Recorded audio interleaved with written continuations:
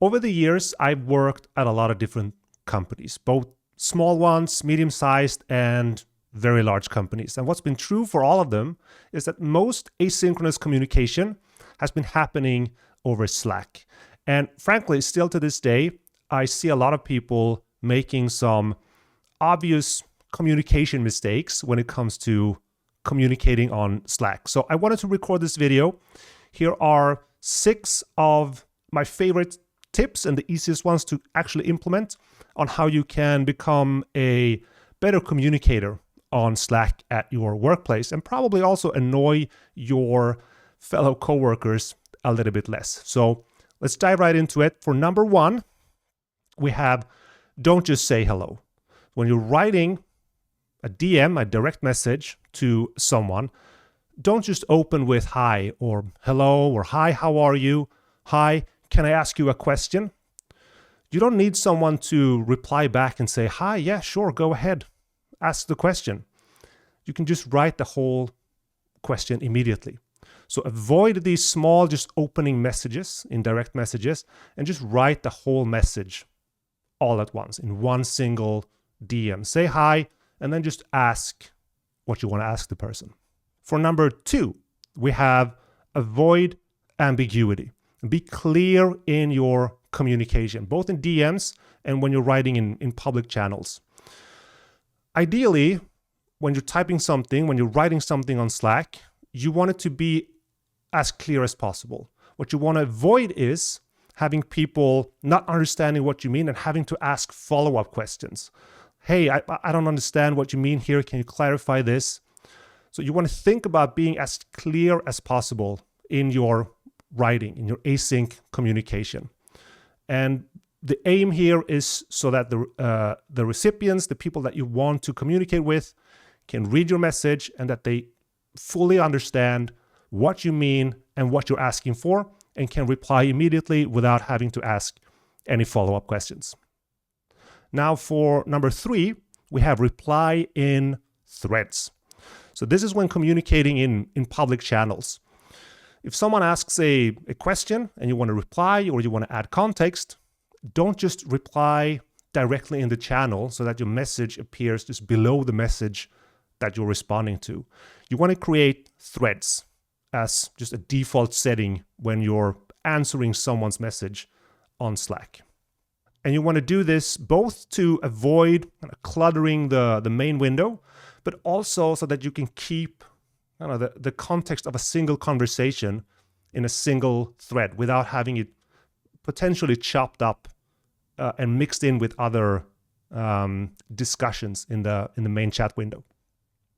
Now, number 4, we have reply in a single message. So this applies both when you're typing in direct messages to someone or typing directly in a public channel or responding in a thread. So rather than sending out many small messages, so you're kind of thinking and writing and then sending small little messages off, you want to type out a full, long, single message with your whole answer. And the main reason that we want to do this is to keep context when we potentially later share a thread. So let's say that you're asking a question in a channel. If you type one big question and that becomes a thread and you want to share that thread with someone, that person that's receiving it gets the full question and then can see the thread in it. If you're chopping up your question into 5 different messages, potentially a thread is started inside one of those messages, but whenever you share that original question, you're not going to get the full context. You're just going to get the message that the thread has been created on. And this brings me to tip number 5, which is avoid too many pings. So you want to think about how you're notifying people on Slack. So typically when you're responding in a thread, anyone who's participating in the thread will get notified when you answer. So imagine if you're just sending out small little messages. Every time you send a message, every participant in that thread will get notified.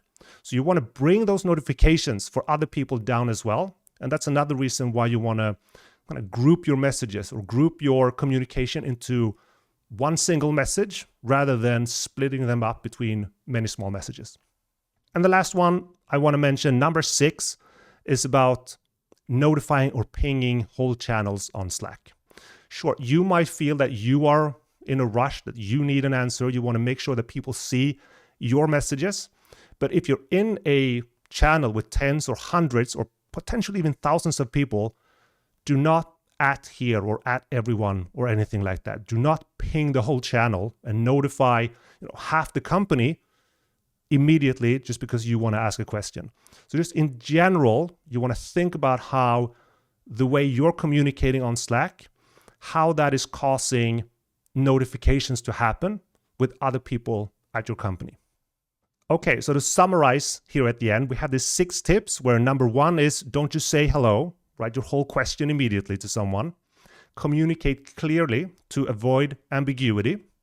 You want to reply in threads instead of replying directly in a channel. And you want to favor large single messages rather than splitting your messages up into many small ones. You want to think about how your actions cause notifications throughout the company and the people you work with. And you want to avoid pinging large groups of people unless it's truly an emergency, which it rarely is. And there you go. I hope you find some of these tips useful. And if you two are working on a company, small, mid-size, large, whatever, and you have other tips or tricks that you think about when it comes to communicating asynchronously on Slack or other chat tools, I would love to hear from them. So please reply in the comments if you think I missed something or if you want to add something to these tips. And if you're still watching at this point, thank you so much for watching, and hopefully I'll see you in another video.